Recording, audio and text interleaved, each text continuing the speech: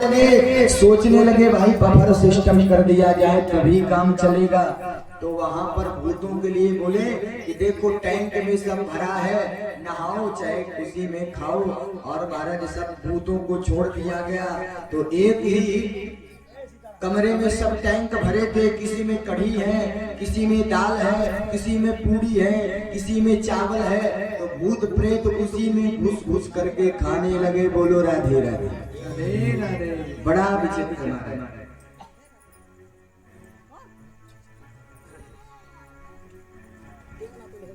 ऐसन ऐसन भूत प्रेत ऐसन ऐसन सांप, अरे बाप रे बाप। ऐसन ऐसन भूत प्रेत ऐसन ऐसन सांप, अरे बाप रे बाप। ऐसन ऐसन भूत प्रेत ऐसन ऐसन सांप, अरे बाप रे बाप। भूत प्रेत ऐसन ऐसन सांप, अरे बाप रे बाप।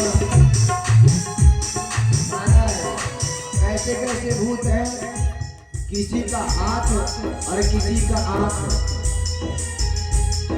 किसी के एक आंख किसी के दो नहीं, किसी के एक आंख किसी के एक आंख किसी के दो नहीं। लेकिन जिसके एक भी आंख नहीं है, जिसके भी एक नहीं दिखे टका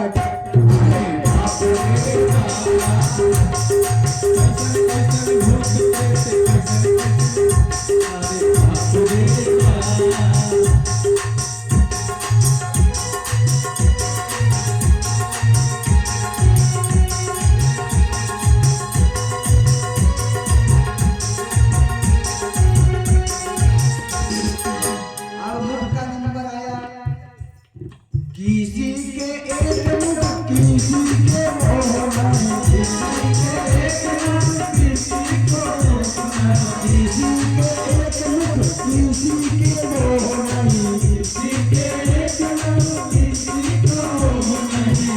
लेकिन जिसके एक मुख भी नहीं है, जिसके भी को नहीं, खाए डब्बा अरे बाप रे बाप।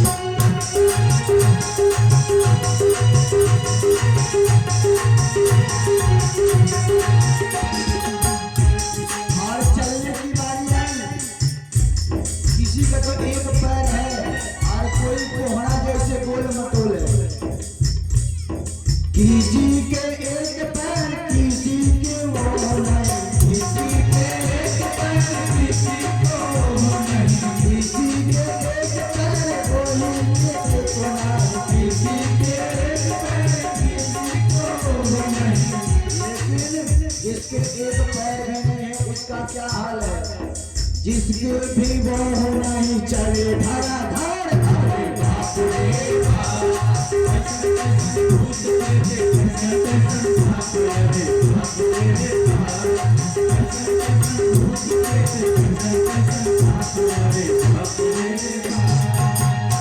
महाराज बड़ा विचित्र स्थिति आई है। अब महाराज जब, क्योंकि अगुआ को गाली जरूर मिलता है बहुत, जब देखे नारद जी जो है महाराज अगुआ बने थे पार्वती का विवाह करने के लिए, हाथ देखे और कहने लगे कि जो शंकर से विवाह हो जाए तो तुम्हारा कल्याण हो जाएगा। और महाराज मैना जो है देख ली कि नारद जो है, मैं नारद कर काह बिगाड़, मतलब मेरा कुल खानदान बिगाड़ने के लिए नारद को मेरा ही घर मिला। और महाराज क्या है, नारद को गाली मिलने लगी। जब भोलेनाथ सज धज करके आए और उनका स्वरूप देखे हैं उनकी माँ और गांव वासी देखे हैं तो तुरंत पार्वती को गोद में ले ली है, रोने लगी। कहीं उससे विवाह नहीं होने दूंगी, चाहे कुआं में कूद कर बेटी और मैं मर जाऊंगी, लेकिन उस दूल्हे से बारात अपने बेटी का विवाह। भाई बेटी का जो विवाह करता है बाप माँ 4 बार जाकर के देखते हैं कि लड़का कितना कमा रहा है, कैसा स्वरूप है, कहाँ रहता है, कुल खानदान कैसा है। तो पार्वती भी विवाह हो रहा है तो उनके माता पिता देखे, पहले तो देखे नहीं थे, लेकिन पुराने जमाने में आप देखे होंगे दूल्हे को नहीं देखते थी दुल्हन, और दुल्हन भी दूल्हे को नहीं देखती थी। जब मंडप में दोनों आते थे तभी पता चलता था कि ये दूल्हा ये दुल्हन है। पुराने जमाने में था, आज के जमाने तो 5 बार देख लेके नहीं 10 बार भी देख लें तो भी कम लगता है। महाराज बोलो राधे राधे राधे राधे। इस प्रकार से महाराज नारद जी के लिए भी गाली, नारद जी को कैसे सुनैना गाली देती है, मैं नारद करता और बहुत गाली गलौज की है। उसके बाद महाराज नारद जी आ करके समझाए कि जिसे आप कह रहे हैं कि ये अवधूत वेशभूषा भरा महाराज प्रेतावासेषु घोरेषु प्रेतवासेष में रहने वाला है, लेकिन ये तो साक्षात त्रिभुवनपति है, ये साक्षात, क्योंकि हर समय इन्हीं के साथ, क्योंकि ये जन्म जन्म शिव पद अनुरागा, एक जन्म की अर्धांगिनी नहीं है, जितना भी जन्म हुआ है इनका माँ उतने जन्म में ये शिव जी की ही अर्धांगिनी शक्ति है। तो आपका बड़ा सौभाग्य है कि आपके कन्या के रूप में इनका जन्म हुआ है। अरे आप कन्यादान करोगे, समझ लो आज शक्ति जगत जननी का कन्यादान आप कर रहे हो, आपसे बड़ा सौभाग्यशाली जीवन में कोई नहीं हो सकता। जब बहुत समझाया है, समझाने के बाद प्रसन्नता आई है, सब समझ गए ये भोलेनाथ अवधूत है लेकिन जगत गुरु है। तब महाराज अब विवाह के लिए तैयार हुए जन्माशय में, और भोलेनाथ भी सुंदर श्रृंगार करके आए हैं। अभी तक तो महाराज जब भूत प्रेत संग में थे तो ऐसा स्वरूप था कि पता नहीं चलता था कि महाराज कोई देखे तो भागता नजर आ जाए। शिव ही संभोगन करहि श्रृंगारा,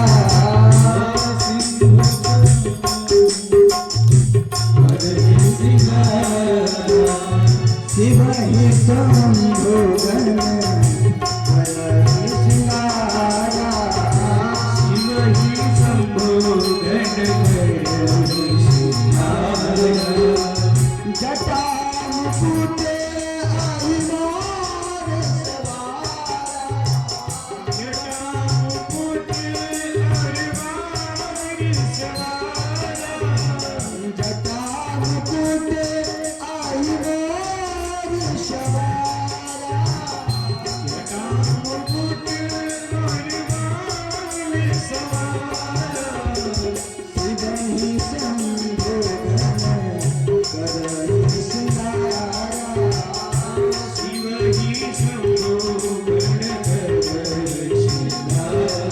सुंदर श्रृंगार किए हैं महाराज नंदितगण, और उनके जो सेनापति थे भोलेनाथ के सुंदर सजा दिए हैं महाराज।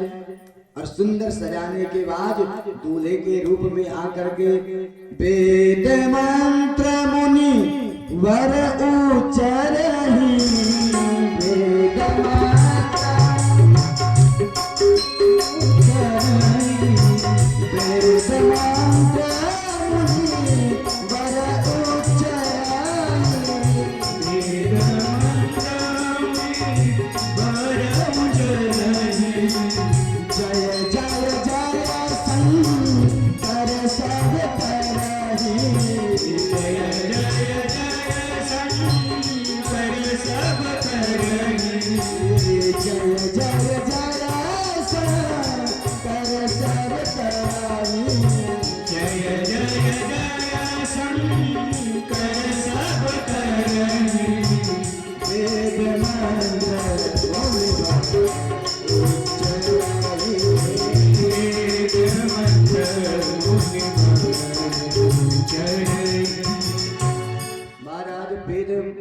पाठी जो है ब्राह्मण आए थे, ऋषि मुनि आए थे और महाराज शांतिरंतर्चगम शांति पृथ्वी शांतिरापा शांतिरोखदयः शांति वनस्पतयः शांति देवाः शांति ब्रह्म शांति सर्वज्ञ शांति शांति रे।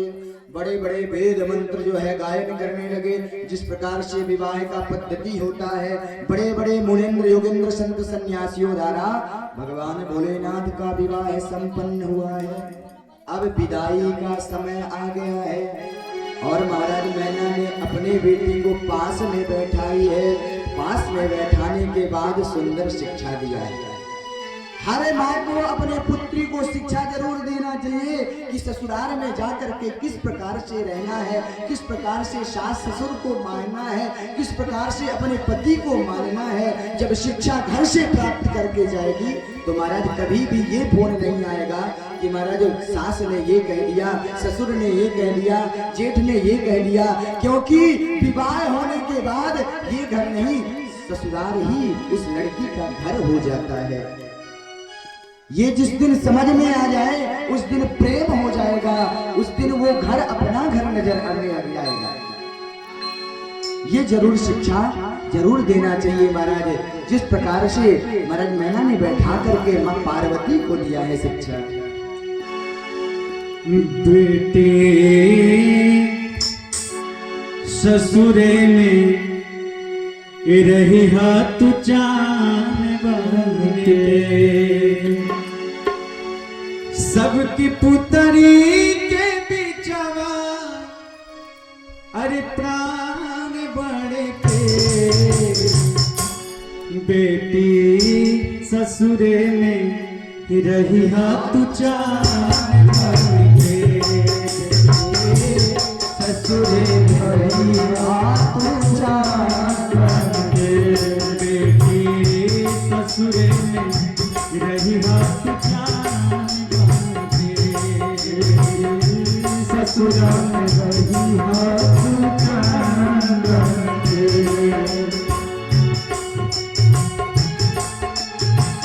हर माँ को, हर पिता को, हर बहन को ये शिक्षा जरूर मिलना चाहिए। भजन के माध्यम से जरूर हो, लेकिन एक माँ को अपने पुत्री को जरूर ये शिक्षा देना चाहिए। सास के निस दिन चरण दबैहा, बिटिया सबसे पाछे खैहा। सास के निस दिन चरण दबैहा, बिटिया सबसे पाछे खैहा। सास के निस दिन चरण दबैहा, बिटिया सबसे पाछे खैहा। सास के निस दिन चरण दबैहा, बिटिया सबसे पाछे खैहा।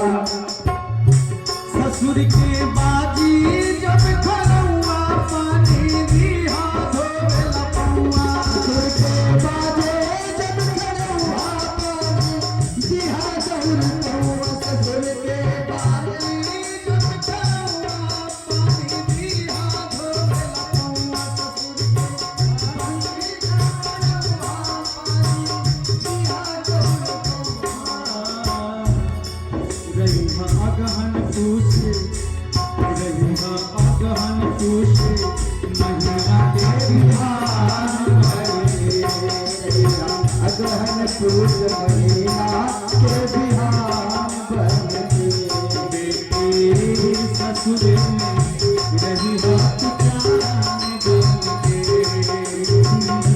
ससुर में रहिहा जान बन के।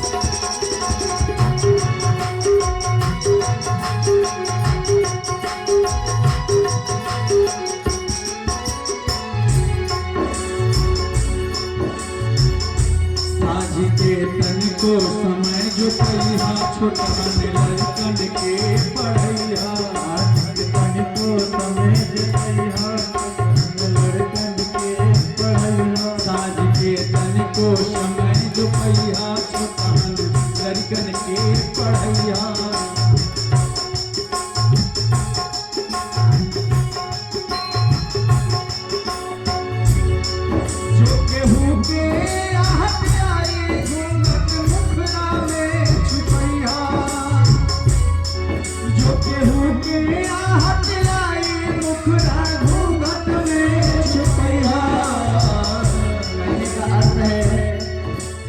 जब भी विवाह हो करके जाओ, समय बीत जाए, छोटे बच्चे हैं यदि घर में, उन्हें पढ़ाने के लिए जरूर बैठो।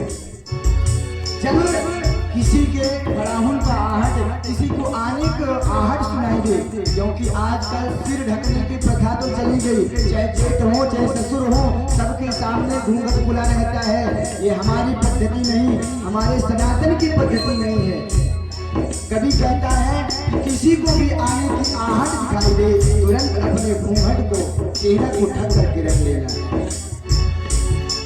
जो केहू के आहट आए मुखड़ा घूंघट में छुपैया जो केहू के आहट आए मुखड़ा घूंघट में छुपैया रही घर में हीरा घर में हीरा मोती के दुकान बन के मोती के दुकान बन के बेटी ससुर में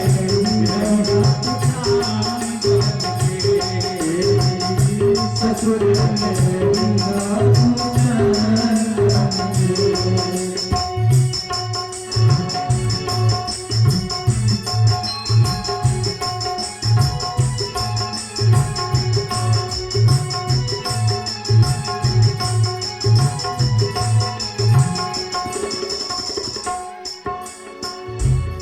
इज्जत पगड़ी के जो गैया घर से बाहरा कबहू न जइहा पगड़ी के गैया घर से बाहर कबहू न जइहा इज्जत पगड़ी के जो गैया घर से बाहरा कबहू न जइहा इज्जत पगड़ी के जो गैया घर से बाहरा कबहू न जइहा तोहरे कारण घर बटाई सजनी हाथी अपना मामाई तोहरे कारण घर बटाई सजनी हाथी अपना मामाई।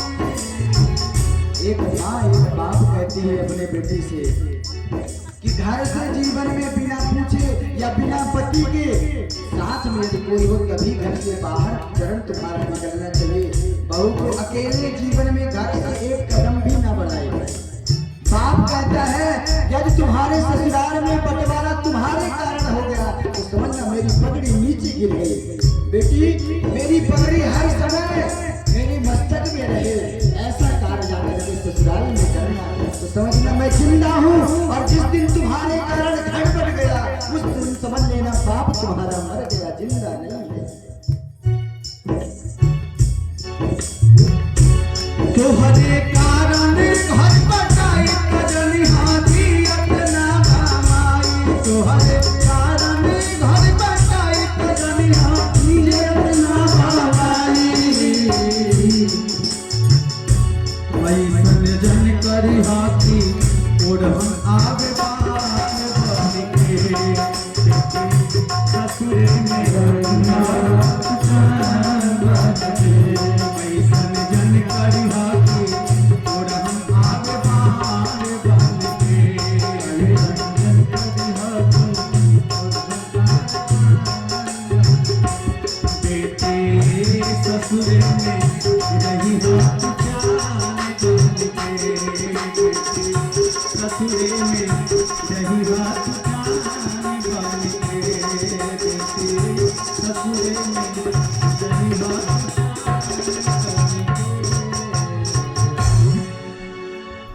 शिक्षा जरूर अपने पुत्रियों को जरूर देना चाहिए। माँ बैठ करके दे या पिता बैठ करके दे या भाई बैठ करके अपने बहन को दे, लेकिन ये शिक्षा यदि हर एक कन्या को प्राप्त है तो जीवन में ससुराल में कभी महाराज बंटवारा नहीं होगा, जीवन में ससुराल में कभी मायके ओरहन नहीं आएगा, शिकायत नहीं आएगा।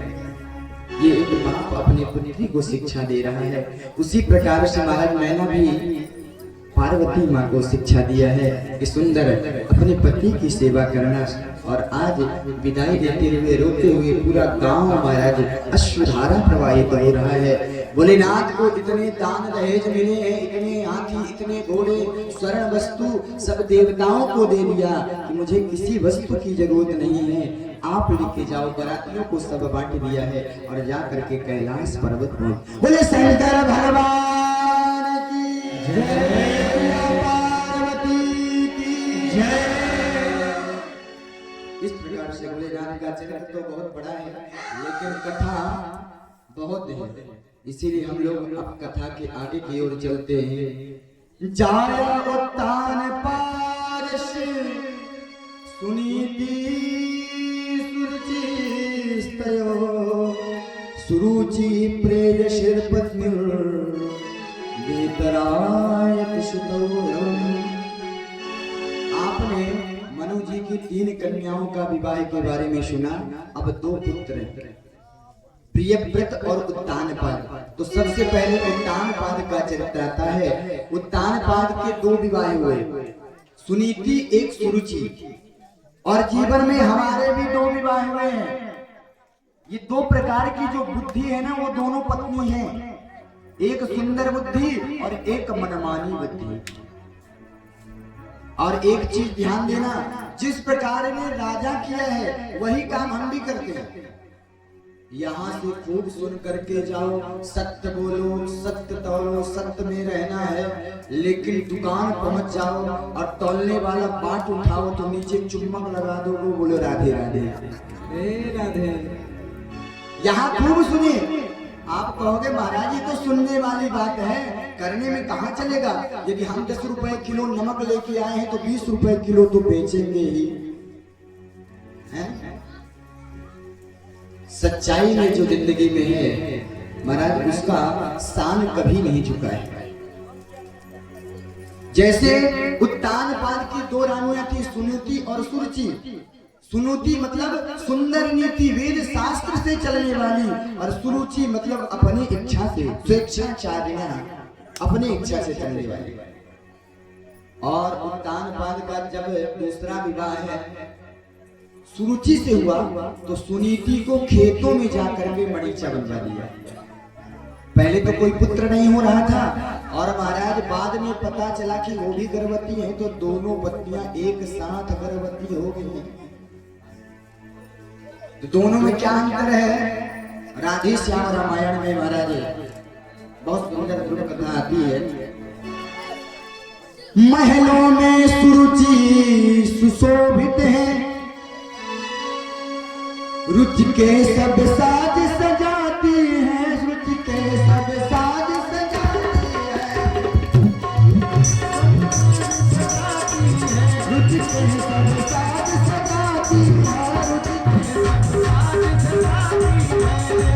देवी सुरुचि खेतों पर चिड़िया और बाग उड़ाती है।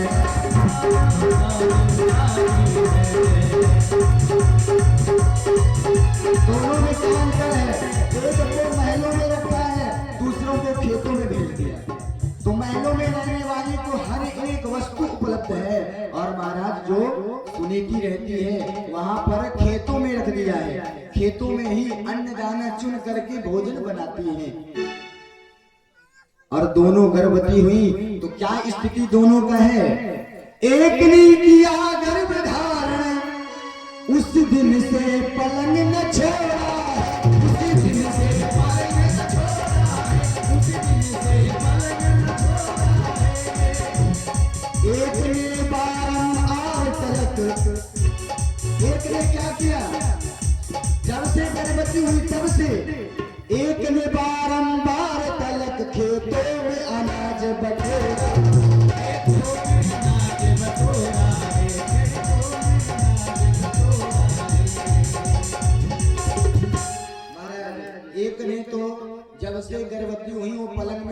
सोई रह गई।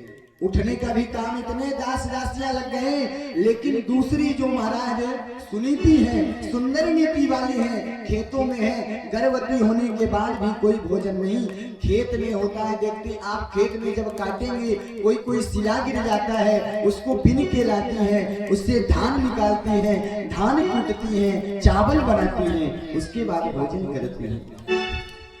दोनों में बड़ा अंतर है महाराज। लेकिन दोनों में अंतर का मतलब क्या हुआ? जो सुंदर नीति से चला है, हर समय ध्रुव तारा जैसे चमकता रहा। लेकिन जो अपने इच्छाचार में उत्तम हो सकता है, पर ध्रुव नहीं हो सकता है। दोनों गर्भवती हुई हैं, दोनों के एक एक संतान हुए हैं। सुनीति के ध्रुव जी महाराज का प्रकट हुआ है और सुरुचि के उत्तम नाम का पुत्र प्रकट हुआ है।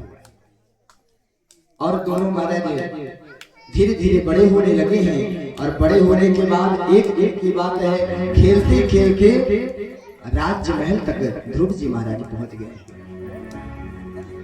राजमहल में देखा उत्तम पिता के गोद में बैठे हैं, उत्तान पाद के गोद में बैठे हैं। और महाराज ध्रुव जी को भी किसी ने कहा ये तुम्हारे पिता है। और ध्रुव जी भी आकर के दूसरे गोद में बैठने का प्रयत्न किया है। उसी समय महाराज सुरुचि ने हाथ पकड़ लिया। बेटा ध्रुव सावधान, मैं जान गई हूं कि तुम इस राज्य सिंहासन में बैठने का प्रयत्न कर रहे हो। और महाराज नीचे धक्का देकर के गिरा दिया। बोले माँ ये तो मेरे भी पिता हैं, मैं अपने पिता के गोद में क्यों नहीं बैठ सकता? बोले बैठने से पहले एक काम करना होगा।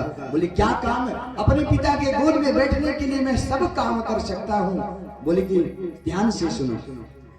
तपसा राध्य पुरुषम तस्यैवानुग्रहेण मे गर्भे तम साधयात्मानं यद्रक्षसि ध्रुव, यदि तुम्हें अपने पिता के गोद में सिंहासन में बैठना है तो पहले जाकर के तपस्या करो। तपसा राध्य पुरुषम, और तपस्या करने के बाद यदि भगवान प्रसन्न हो जाए तो वरदान में मांग लेना कि तू मेरे गर्भ से जन्म ले। जब मेरे गर्भ से तू जन्म लेगा तभी इस सिंहासन में अधिकारी बन सकता है, पिता के गोद में बैठ सकता है। दूसरा कोई उपाय नहीं है। रोते हुए ध्रुव जी महाराज आज अपने माँ के पास पहुंचे। आंख लाल लाल हो गई महाराज, सर पूरा कप रहा है, शरीर कपने लगा है, पूरा श्वेत वर्ण शरीर महाराज रक्त वर्ण में प्रज्वलित हो गया है क्रोध के कारण। लेकिन माँ को एक वचन नहीं बोला। माँ के पास गई है, माँ के पास रोते रोते बोला कि माँ ऐसी ऐसी बात हुई है। माँ ने देखा है, पूछा कि बेटा क्या हुआ? कौन कहो कटु वचन किया किसने तेरा अपमान? कौन कहो कटु वचन किया किसने तेरा अपमान? पालो अचल लोक ध्रुव लोक भक्त ध्रुव धरते हरिता।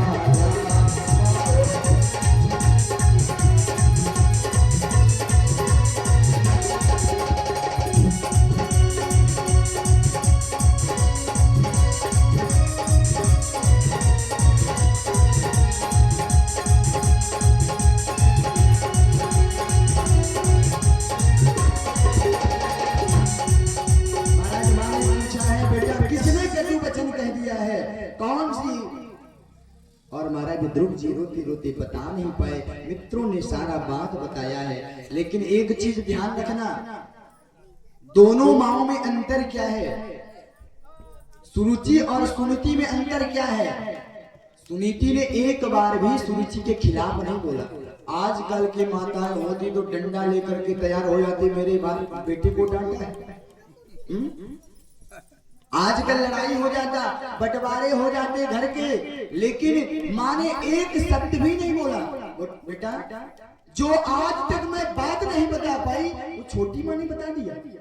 बोली कौन सी बात? नहीं, तपसा राध्य पुरुषम, पिताजी जो तुम्हारे सिंहासन में बैठे हैं वही परम पिता की कृपा से तुम्हारे पिता ने सिंहासन को प्राप्त किया है।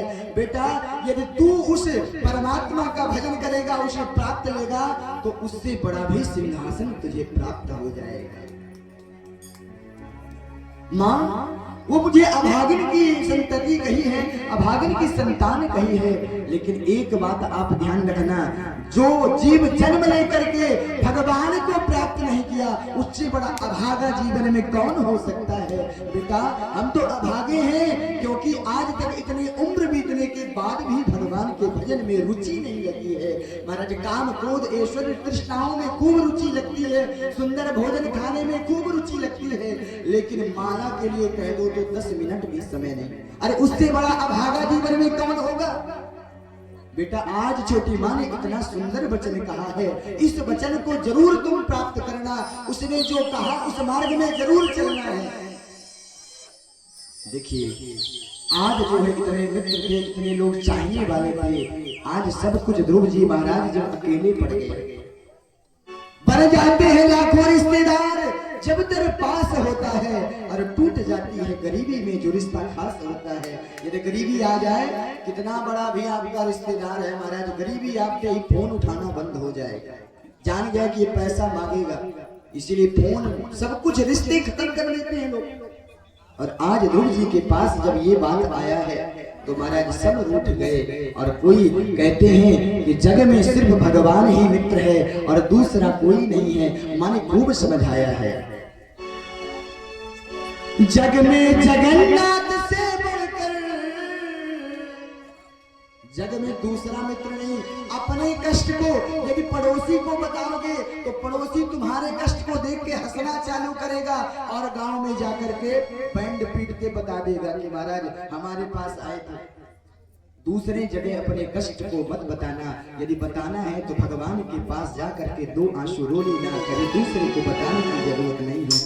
ध्रुव जी चाहते तो गांव में चले जाते, सबको बुला करके कहते कि मेरा राज्य बंटवाओ, मैं दोबारा अलग हो जाऊंगा, आधा राज्य मुझे दिलवा दो।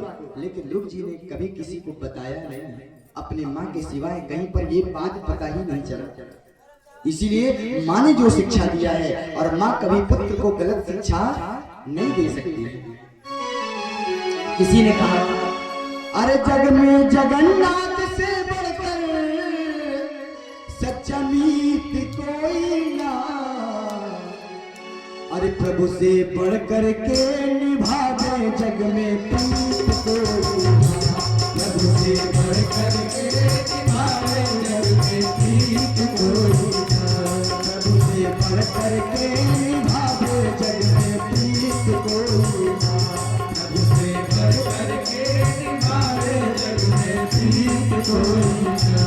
जग में जगन्नाथ से बढ़कर सच्चा मीत कोई ना, जग में जगन्नाथ से बढ़कर सच्चा मीत कोई ना, प्रभु से बढ़कर के निभावे जग में प्रीत कोई ना, प्रभु से निभावे जग में प्रीत कोई ना, से बढ़कर के निभावे जग में प्रीत कोई ना, प्रभु से बढ़कर के निभावे जग में प्रीत कोई ना।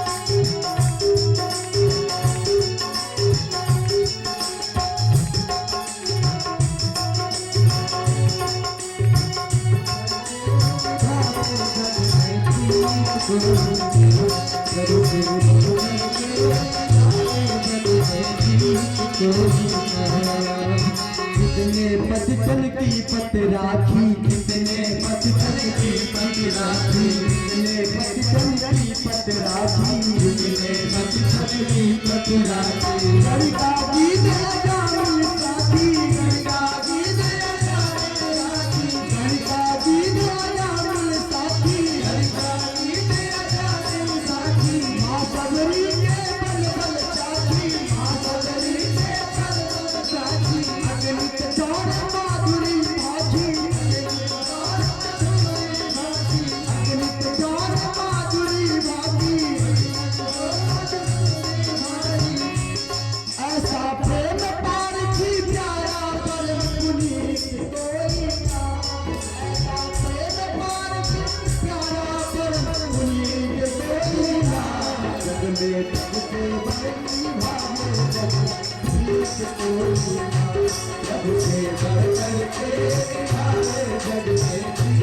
कोई प्रभु से बढ़कर के निभावे जग में प्रीत कोई प्रभु से बढ़कर के निभावे जग में प्रीत कोई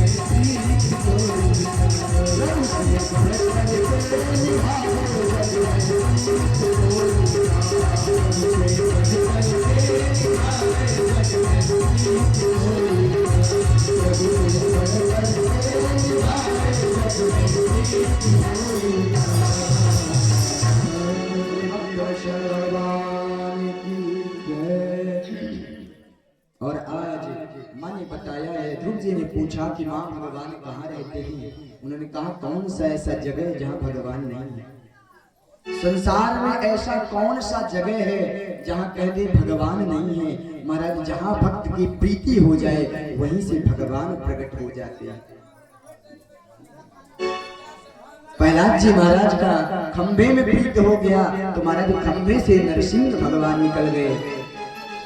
जितने बड़े बड़े संत, किसी में महाराज एक रास्ते में भूत रहता था, सब लोग जाएं और भूत में एक संत जब उस रास्ते से गुजरने लगे, गांव वासियों ने कहा संत जी उधर से मत जाओ, भूत रहता है। और वो संत जब भूत को देखे हैं तो महाराज भूत को भगवान मान लिए। अरे ये भूत नहीं, ये तो भगवान का रूप है। और महाराज कहते भूत के अंदर भी साक्षात भगवान प्रकट हो गए।